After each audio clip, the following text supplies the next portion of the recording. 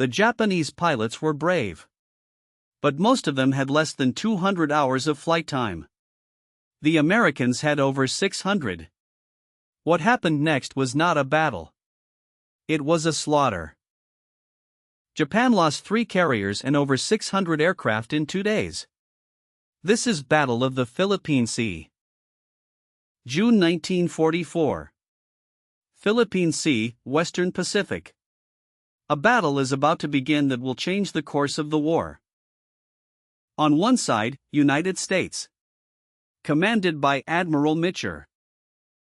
Against them, Japan, led by Admiral Ozawa. Both sides know what is at stake. To understand this battle, we need context. Japan threw its remaining carrier air power against the American fleet during the Mariana Islands campaign. The result was a one-sided massacre the Americans called the Great Marianas Turkey Shoot. United States had assembled a powerful force. 15 carriers, 956 aircraft. Japan was equally prepared. 9 carriers, 473 aircraft. The stakes could not be higher. A defeat here would be catastrophic for either side. Admiral Mitcher studied the situation carefully. Every decision now could mean victory or disaster. Admiral Ozawa was confident. The plan was set. There was no turning back. The men on both sides knew that many of them would not survive what was coming.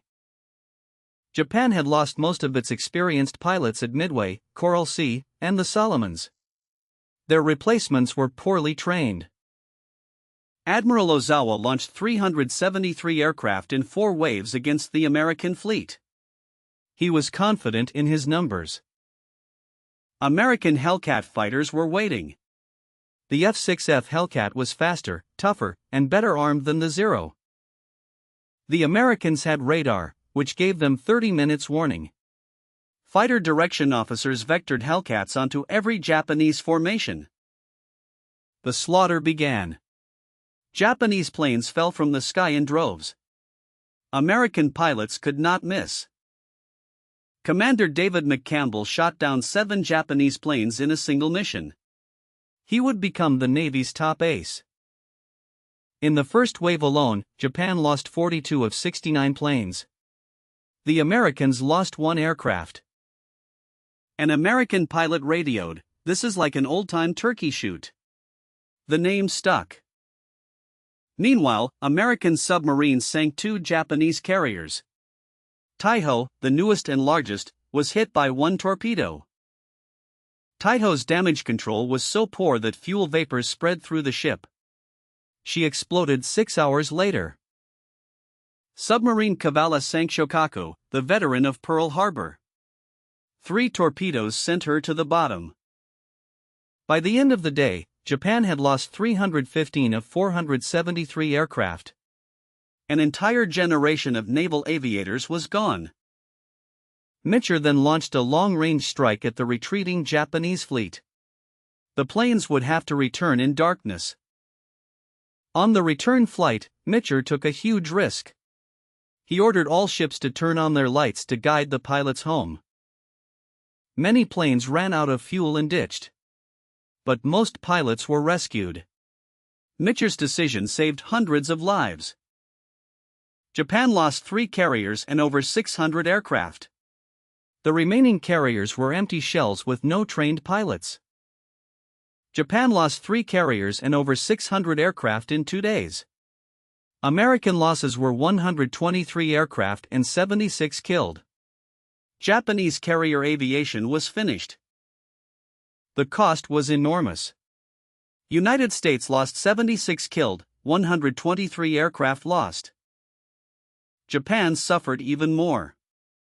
3 carriers sunk, 600-plus aircraft destroyed, 3,000 killed. When the news reached the capitals, the world understood that the war had changed. For the soldiers who survived, this battle would haunt them for the rest of their lives. The commanders on both sides would be judged by history for their decisions here. Military historians would later analyze every move, every decision, every mistake. But for those who were there, no analysis could capture what they went through.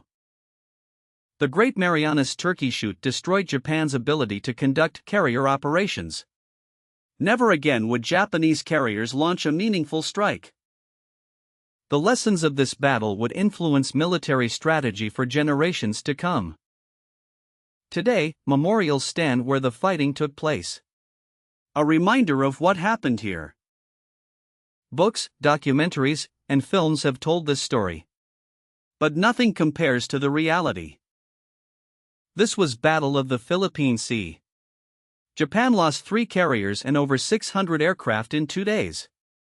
And the world was never the same. The events described here shaped the world we live in today. The events described here shaped the world we live in today. The events described here shaped the world we live in today.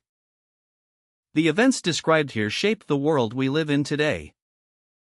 The events described here shaped the world we live in today. The events described here shaped the world we live in today. The events described here shaped the world we live in today. The events described here shaped the world we live in today. The events described here shaped the world we live in today.